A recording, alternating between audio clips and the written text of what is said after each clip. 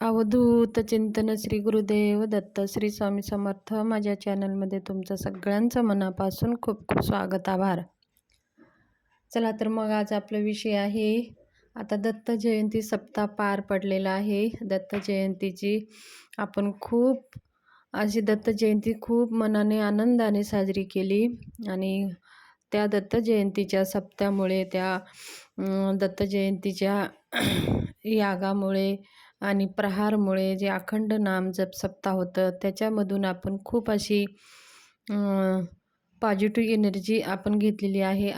खूप आनंदाने खूप छान मस्त असे आपले दत्तजय महाराजांची सेवा आपण आता झालेली आहे. तर आता आपल्याला पुढच्या जीवनामध्ये तीच पॉझिटिव्ह तीच एनर्जी आपल्या जीवनात राहावं आणि आपल्या जीवनातले जे काही दुःख आहे, दारिद्र्य आहे, संकट आहे, काही समस्या आहेत त्याच्यापासून आपल्याला मुक्तता भेटण्यासाठी आता आपल्याला नित्यसेवा करायची आहे. नित्यसेवा काय करायचं आहे आपल्याला? आपल्या स्वामी महाराज म्हणजेच दत्त महाराज, म्हणजे स्वामी महाराज आणि दत्त महाराज हे अलग काहीच नाही. आपल्याला आपल्या स्वामी महाराजांची सेवा करायची आहे. सेवा म्हणजे जास्त आपल्याला काही पैसे खर्च करायचे नाही, काही आपल्याला खूप काही असे वेळ द्यायचं नाही. फक्त 15 ते 20 मिनटं आपल्याला द्यायचं आहे. दररोज ठरवून नित्यनेमाने 20 मिनटं आपल्याला द्यायचं आहे. ही सेवा तुम्ही करून बघा तुमच्या जीवनामध्ये किती फरक पडतो. आता दत्त जयंती संपलेली आहे. आतापासून तुम्ही संकल्प घ्या. तुम्ही माझा व्हिडिओ कधीही पहा तेव्हापासून तुम्ही संकल्प घ्या. एक नारळ, खडी साखर आपल्या देवघरामध्ये स्वामी महाराजांच्या फोटोसमोर ठेवा किंवा तुम्ही जवळपास कुठं स्वामी महाराजांचं मंदिर, मठ असेल तिथं ठेवून या आणि सांगा, हे स्वामी महाराज, मी आजपासून तुमची सेवा करत आहे आणि तुम्ही माझ्याकडनं ही दररोजची नित्यसेवा करून घ्या आणि माझ्या जीवनामध्ये जे काही संकटे आहे, दुःख आहे, ज्या काही तुमच्या समस्या आहेत ते स्वामी महाराजांसमोर बोलून दाखवा आणि ह्या समस्यापासून मला मुक्त करा आणि माझ्याकडनं तुमची सेवा करून घ्या, असं विनंती करून आपल्याला स्वामी सेवा करायला सुरुवात करायची आहे. पहिलं म्हणजे श्री स्वामी समर्थ, श्री स्वामी समर्थ ह्या मंत्राचा आपल्याला 11 माळी जप करायचा आहे. आणि श्री स्वामी समर्थ सारामृतामधला 21 अध्यायाचा तर छोटासा ग्रंथ आहे. त्याच्यातले दररोज 3 अध्याय असे वाचायचे आहेत. 3 अध्यायच का वाचावं म्हणजे ह्याच्या मागे खूप असे मोठे कारण आहेत. पहिला अध्याय आपण वाचतो की पाठीमागं काही आपल्याकडनं कळत नकळत चुका झाली असेल, त्या दोषाचं माफ होऊन पुढचं जे काही आपण पुण्यकर्म केलं असेल तर ते पुढच्या जीवनामध्ये प्राप्त व्हावं म्हणून पहिला अध्याय असतो. दुसरा अध्याय आपल्या जीवनामध्ये काही असं वाईट होऊ नये, आपलं जीवन सुखरूप चालावं म्हणून दुसरा अध्याय असतो.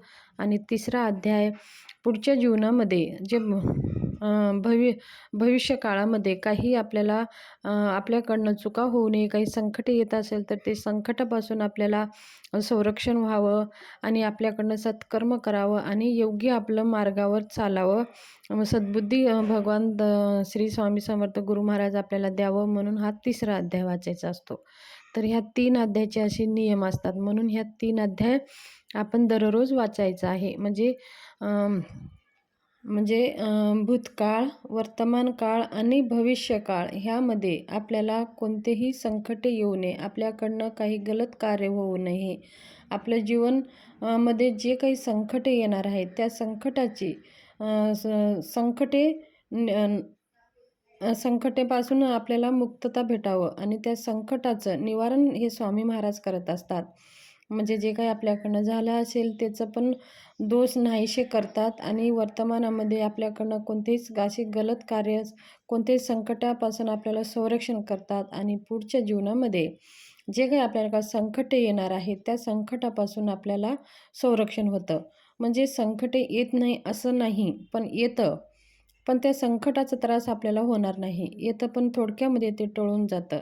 तर अशी ही स्वामी महाराजांची लीला आहे, स्वामी महाराजांचं निवेदन असतं. म्हणून आपण स्वामी महाराजांची संबंध आपल्याला जोडायचा आहे, स्वामी महाराजांचा आपल्याला सेवा करायची आहे. स्वामी सेवा म्हणजे स्वामी महाराजांचा आपल्याला संबंध जोडायचा आहे. स्वामी महाराजांच्या हातामध्ये आपल्या जीवनाची दोर द्यायची आहे. सेवा करणं म्हणजे ते स्वामी महाराजांसाठी करत नाही, आपण आपल्यासाठी करतो. आपल्या जीवनाच्या संरक्षणासाठी करतो. आपल्या जीवनाच्या रक्षणासाठी करत असतो. म्हणून स्वामी सेवा केली तर स्वामींचं आपल्या जीवनाचं सगळं संरक्षण हे स्वामी महाराज करत असतात. म्हणून स्वामी महाराजांचं आपल्याला तार जोडायची आहे. तर फक्त आपल्याला भावाने, श्रद्धेने स्वामी महाराजांची सेवा करायची आहे. दररोज 3 अध्याय, 11 माळी, 1 माळ गायत्री मंत्र अशा प्रकारे आपल्याला ही सेवा नित्य नेमाने करायची आहे. जर आपण कुठेही असाल, गाडीमध्ये असाल, बाहेर कुठं आपण ट्रॅव्हल करत असाल, जॉब करत असाल, तिथं तुम्ही श्री स्वामी समर्थ हे मंत्र जप करू शकता. मोबाईलमध्ये आजकाल सगळं अवेलेबल आहे. श्री स्वामी समर्थ सारामृत ग्रंथसुद्धा अवेलेबल आहे. श्री गुरु त्र्यंबकेश्वर गुरुपीठ हे एक ॲप आहे. त्याच्यावरती श्री स्वामी समर्थ सारामृतांचं वाचण्यासाठी सुविधा त्याच्यावरती आहे. तर हे आजकाल सगळं काही जिथं आपण आहात तिथं सेवा करू शकता अशी काही आपल्याला सगळे नियम आपल्याला घालून दिलेले आहेत. म्हणजे सगळी सुविधा आपल्याला भेटतं. जर घरामध्ये आपल्याला वेळ भेटत नाही असं काही नाही. स्वामी सेवा आपण देवघरासमोरच बसून करावं. आपण कुठं तिथं आहात, जिथं आपल्याला बाहेर कामानिमित्त जावं लागत असेल तर तिथंसुद्धा आपण स्वामी महाराजांना सेवा करू शकता.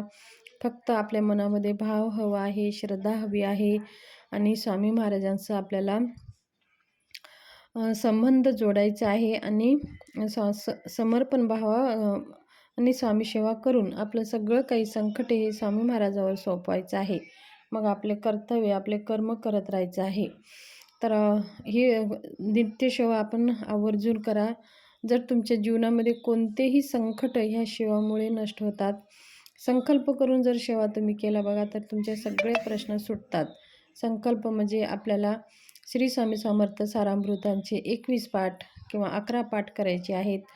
तर संकल्प पहिल्या दिवशी संकल्प करायचा आहे. माझं कोणतं तरी एक काम असं समजा तुमचे कोणते काम अडकलेले आहे ते काम पूर्ण व्हावे म्हणून मी आजपासनं तुमचे 21 स्वामी समर्थ सारामृतांचे पारायण करत आहे. तर तुम्ही माझे सगळे काही संकटे दूर करून माझे कार्य पूर्ण होऊ द्या असं आपल्याला संकल्प करून 21 पाठ, 51 पाठ, 108 पाठ कसं तुम्ही यथाशक्ती तुम्ही करू शकता. अशा प्रकारे करून पहा. बघा तुमच्या जीवनातलं किती फरक पडते. धन्यवाद.